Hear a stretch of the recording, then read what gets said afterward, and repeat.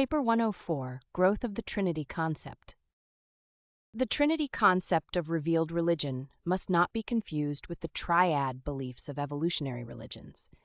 The ideas of triads arose from many suggestive relationships, but chiefly because of the 3 joints of the fingers, because 3 legs were the fewest which could stabilize a stool, because 3 support points could keep up a tent. Furthermore, primitive man for a long time could not count beyond 3. Aside from certain natural couplets such as past and present, day and night, hot and cold, and male and female, man generally tends to think in triads: yesterday, today, and tomorrow, sunrise, noon, and sunset, father, mother, and child. 3 cheers are given the victor. The dead are buried on the 3rd day, and the ghost is placated by 3 ablutions of water.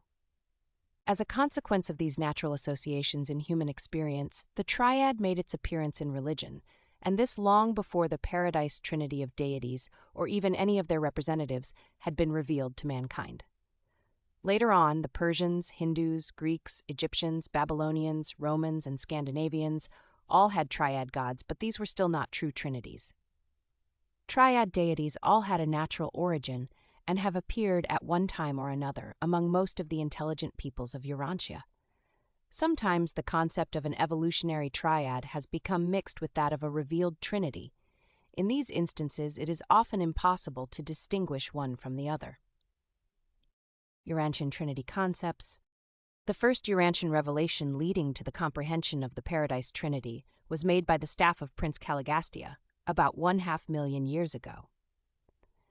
This earliest Trinity concept was lost to the world in the unsettled times following the planetary rebellion. The second presentation of the Trinity was made by Adam and Eve in the first and second gardens. These teachings had not been wholly obliterated even in the times of Machaventa Melchizedek, about 35,000 years later, for the Trinity concept of the Sethites persisted in both Mesopotamia and Egypt, but more especially in India, where it was long perpetuated in Agni, the Vedic 3-headed fire god.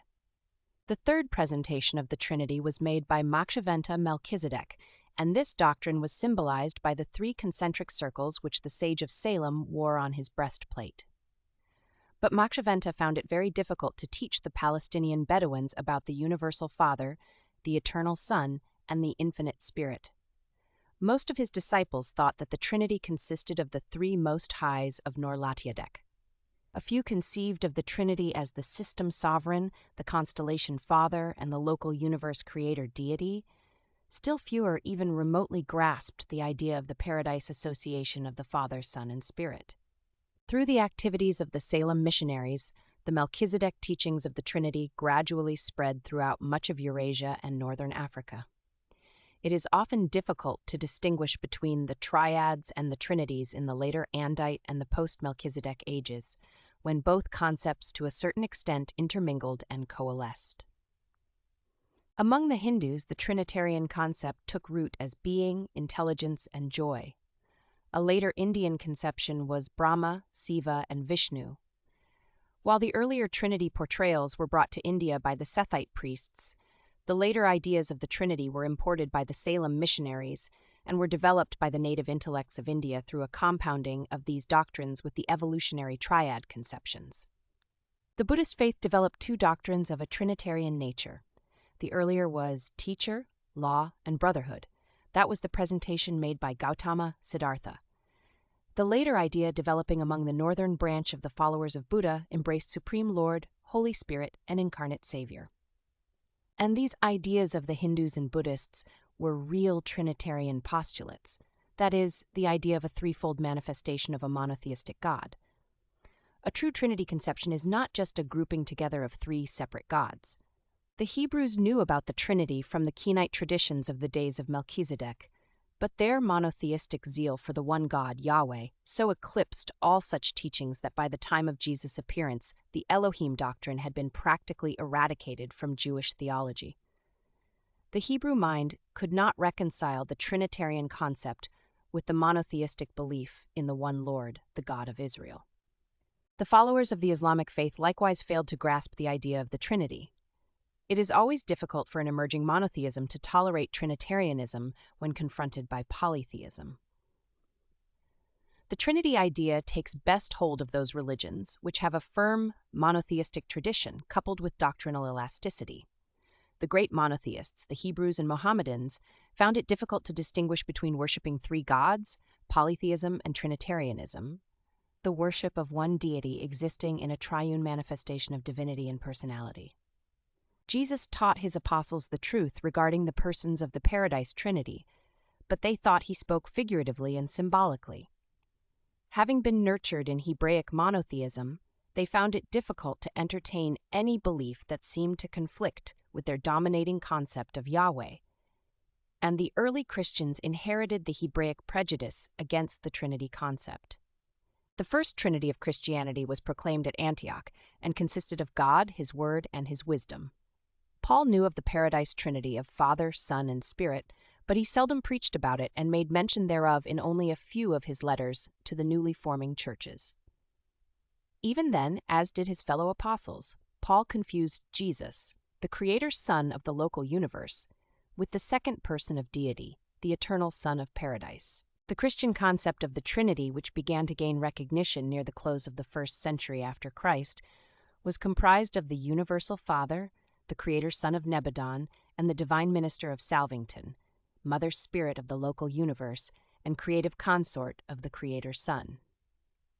Not since the times of Jesus has the factual identity of the Paradise Trinity been known on Urantia, except by a few individuals to whom it was especially revealed, until its presentation in these revelatory disclosures. But though the Christian concept of the Trinity erred in fact, it was practically true with respect to spiritual relationships. Only in its philosophic implications and cosmological consequences did this concept suffer embarrassment. It has been difficult for many who are cosmic-minded to believe that the second person of deity, the second member of an infinite Trinity, once dwelt on Urantia, and while in spirit this is true, in actuality it is not a fact. The Michael creators fully embody the divinity of the eternal Son, but they are not the absolute personality. Trinity, unity, and deity plurality. Monotheism arose as a philosophic protest against the inconsistency of polytheism. It developed first through pantheon organizations with the departmentalization of supernatural activities, then through the henotheistic exaltation of one God above the many, and finally through the exclusion of all but the one God of final value. Trinitarianism grows out of the experiential protest against the impossibility of conceiving the oneness of a de-anthropomorphized, solitary deity of unrelated universe significance. Given a sufficient time, philosophy tends to abstract the personal qualities from the deity concept of pure monotheism, thus reducing this idea of an unrelated God to the status of a pantheistic absolute. It has always been difficult to understand the personal nature of a God who has no personal relationships in equality with other and coordinate personal beings. Personality in deity demands that such deity exist in relation to other and equal personal deity. Through the recognition of the Trinity concept, the mind of man can hope to grasp something of the interrelationship of love and law in the time-space creations. Through spiritual faith, man gains insight into the love of God, but soon discovers that this spiritual faith has no influence on the ordained laws of the material universe.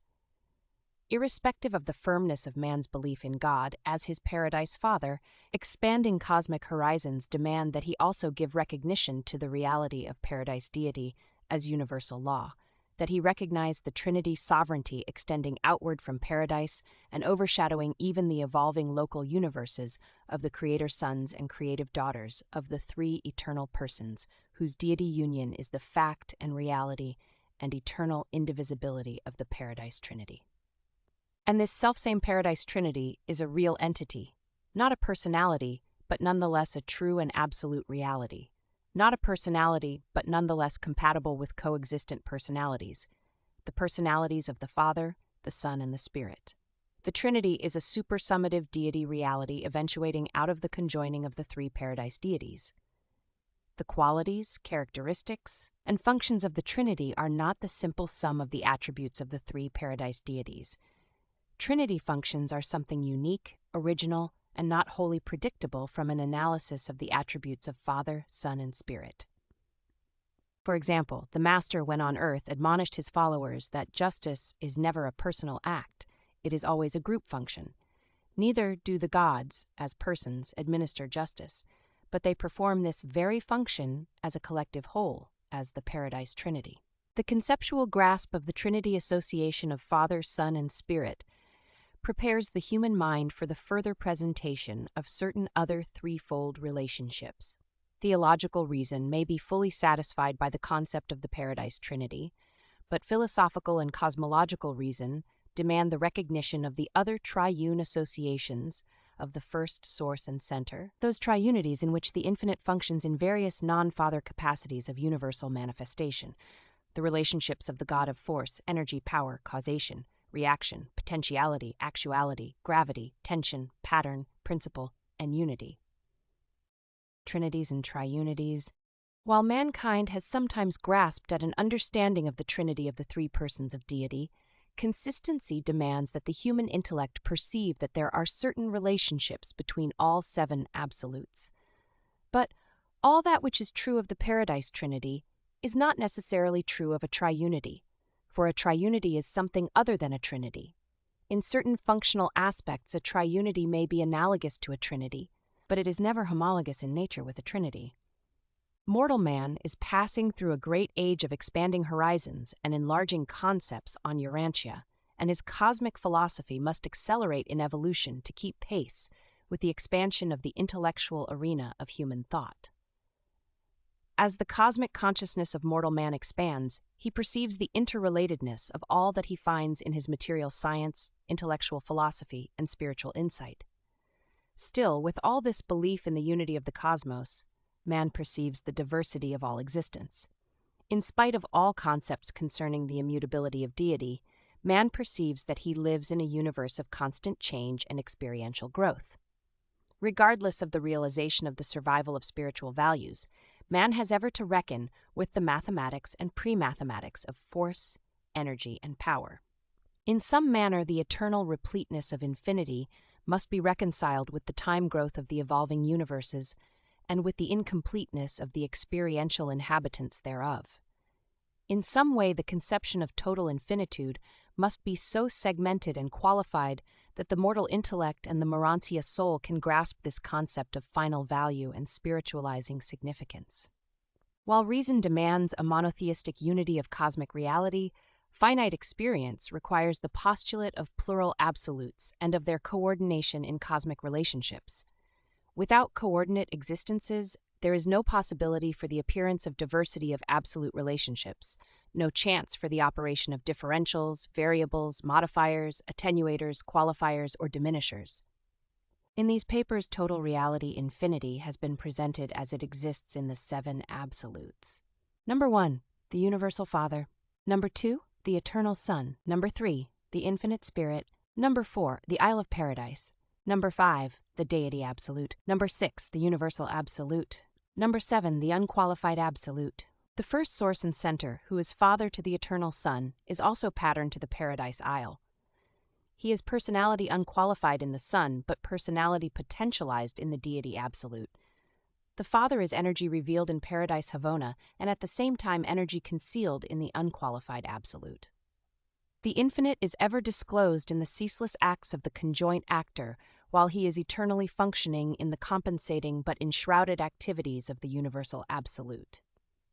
Thus is the Father related to the 6 coordinate absolutes, and thus do all 7 encompass the circle of infinity throughout the endless cycles of eternity. It would seem that triunity of absolute relationships is inevitable. Personality seeks other personality association on absolute, as well as on all other levels, and the association of the 3 paradise personalities eternalizes the first triunity, the personality union of the Father, the Son, and the Spirit. For when these 3 persons, as persons, conjoin for united function, they thereby constitute a triunity of functional unity, not a trinity, an organic entity, but nonetheless a triunity, a threefold functional aggregate unanimity. The Paradise Trinity is not a triunity, it is not a functional unanimity, rather is it undivided and indivisible deity. The Father, Son, and Spirit, as persons, can sustain a relationship to the Paradise Trinity, for the Trinity is their undivided deity. the Father, Son, and Spirit sustain no such personal relationship to the first triunity, for that is their functional union as three persons. Only as the Trinity, as undivided deity, do they collectively sustain an external relationship to the triunity of their personal aggregation. Thus does the Paradise Trinity stand unique among absolute relationships. There are several existential triunities, but only one existential trinity. A triunity is not an entity. It is functional rather than organic. Its members are partners rather than corporative. The components of the triunities may be entities, but a triunity itself is an association. There is, however, one point of comparison between Trinity and triunity. Both eventuate in functions that are something other than the discernible sum of the attributes of the component members. But while they are thus comparable from a functional standpoint, they otherwise exhibit no categorical relationship. They are roughly related as the relation of function to structure. But the function of the triunity association is not the function of the trinity structure or entity. The triunities are nonetheless real. They are very real. In them is total reality functionalized, and through them does the Universal Father exercise immediate and personal control over the master functions of infinity. The Seven Triunities. In attempting the description of seven triunities, attention is directed to the fact that the Universal Father is the primal member of each. He is, was, and ever will be the first Universal Father Source, Absolute Center, Primal Cause, Universal Controller, Limitless Energizer, Original Unity, Unqualified Upholder, First Person of Deity, Primal Cosmic Pattern, and Essence of Infinity. The Universal Father is the personal cause of the Absolutes. He is the Absolute of Absolutes. The nature and meaning of the seven triunities may be suggested as the first triunity, the personal purposive triunity. This is the grouping of the three deity personalities. Number 1, the Universal Father. Number 2, the Eternal Son. Number 3, the Infinite Spirit. This is the threefold union of love, mercy, and ministry. The purposive and personal association of the three eternal paradise personalities. This is the divinely fraternal, creature-loving, fatherly-acting, and ascension-promoting association.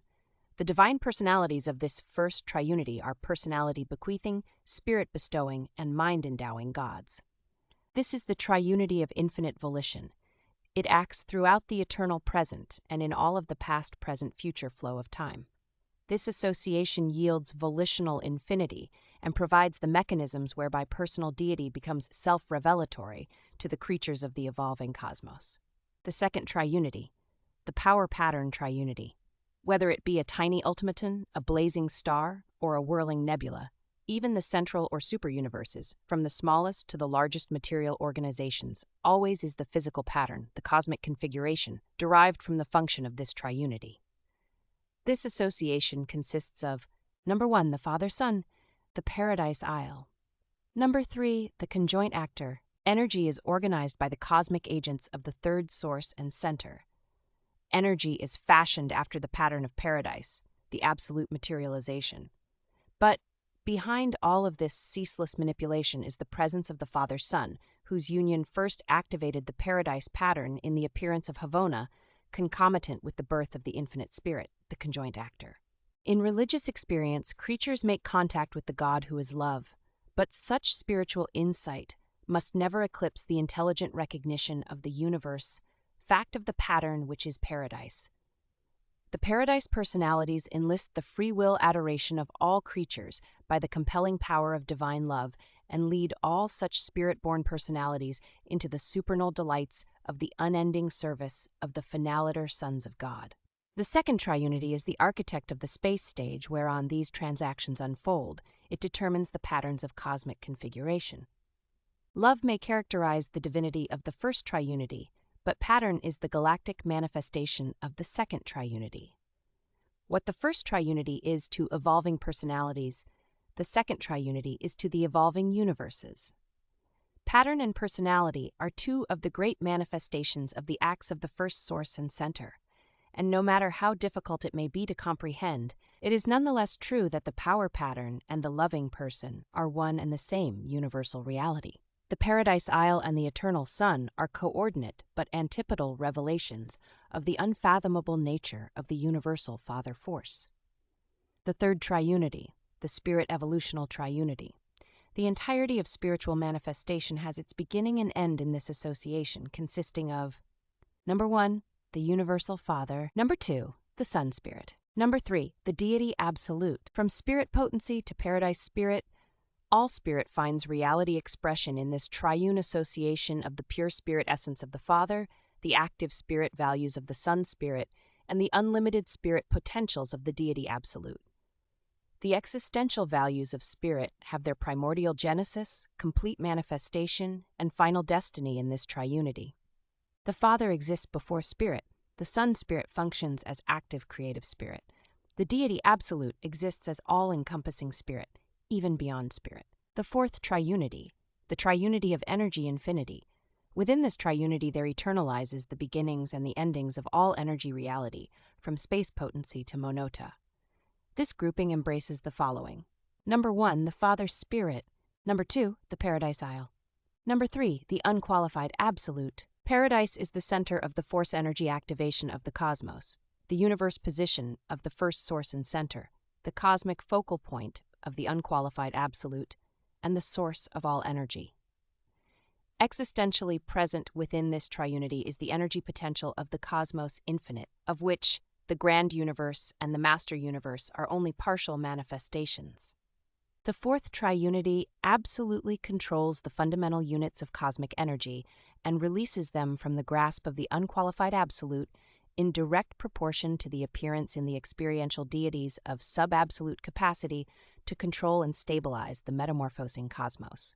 This triunity is force and energy. The endless possibilities of the unqualified absolute are centered around the absolutum of the Isle of Paradise, whence emanate the unimaginable agitations of the otherwise static quiescence of the unqualified. And the endless throbbing of the material paradise heart of the infinite cosmos beats in harmony with the unfathomable pattern and the unsearchable plan of the infinite energizer, the first source and center. The fifth triunity, the triunity of reactive infinity. This association consists of number 1, the Universal Father, number 2, the Universal Absolute, number 3, the Unqualified Absolute. This grouping yields the eternalization of the functional infinity realization of all that is actualizable within the domains of non-deity reality. This triunity manifests unlimited reactive capacity to the volitional, causative, tensional, and patternal actions and presences of the other triunities. The sixth triunity, the triunity of cosmic associated deity. This grouping consists of number 1, the Universal Father, number 2, the Deity Absolute, number 3, the Universal Absolute. This is the association of deity in the cosmos, the immanence of deity in conjunction with the transcendence of deity. This is the last outreach of divinity on the levels of infinity toward those realities which lie outside the domain of deified reality. The seventh triunity, the triunity of infinite unity. This is the unity of infinity functionally manifest in time and eternity, the coordinate unification of actuals and potentials. This group consists of number 1, the Universal Father, number 2, the conjoint actor, number 3, the Universal Absolute. The conjoint actor universally integrates the varying functional aspects of all actualized reality on all levels of manifestation, from finites through transcendentals and on to absolutes. The Universal Absolute perfectly compensates the differentials inherent in the varying aspects of all incomplete reality, from the limitless potentialities of active volitional and causative deity reality to the boundless possibilities of static, reactive, non-deity reality in the incomprehensible domains of the unqualified absolute. As they function in this triunity, the conjoint actor and the Universal Absolute are alike responsive to deity and to non-deity presences, as also is the first source and center, who in this relationship is to all intents and purposes conceptually indistinguishable from the I Am. These approximations are sufficient to elucidate the concept of the triunities. Not knowing the ultimate level of the triunities, you cannot fully comprehend the first 7. While we do not deem it wise to attempt any further elaboration, we may state that there are 15 triune associations of the first source and center, 8 of which are unrevealed in these papers. These unrevealed associations are concerned with realities, actualities, and potentialities which are beyond the experiential level of supremacy. The triunities are the functional balance wheel of infinity, the unification of the uniqueness of the seven infinity absolutes. It is the existential presence of the triunities that enables the Father I Am to experience functional infinity unity, despite the diversification of infinity into seven absolutes. The first source and center is the unifying member of all triunities. In him, all things have their unqualified beginnings, eternal existences, and infinite destinies. In him, all things consist. Although these associations cannot augment the infinity of the Father I Am, they do appear to make possible the sub-infinite and sub-absolute manifestations of his reality. The seven triunities multiply versatility, eternalize new depths, deitize new values, disclose new potentialities, reveal new meanings, and all these diversified manifestations in time and space, and in the eternal cosmos, are existent in the hypothetical stasis of the original infinity of the IAM. Triodities. There are certain other triune relationships which are non-father in constitution, but they are not real triunities, and they are always distinguished from the father triunities. They are called variously associate triunities, coordinate triunities, and triodities. They are consequential to the existence of the triunities. Two of these associations are constituted as follows. The triodity of actuality. This triodity consists in the interrelationship of the three absolute actuals. Number 1, the eternal Son. Number 2, the Paradise Isle. Number 3, the conjoint actor. The eternal Son is the absolute of spirit reality, the absolute personality. The Paradise Isle is the absolute of cosmic reality, the absolute pattern.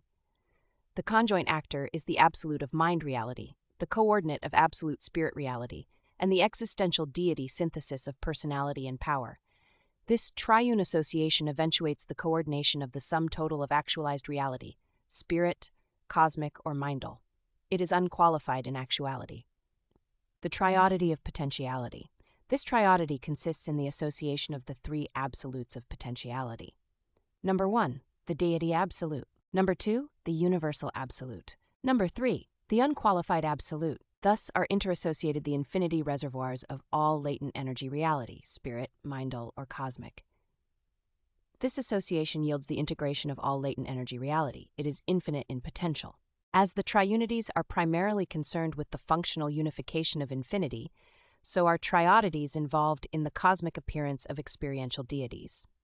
The triunities are indirectly concerned, but the triodities are directly concerned in the experiential deities, supreme, ultimate, and absolute. They appear in the emerging power-personality synthesis of the Supreme Being. And to the time creatures of space, the Supreme Being is a revelation of the unity of the I Am. By a Melchizedek of Nebadon,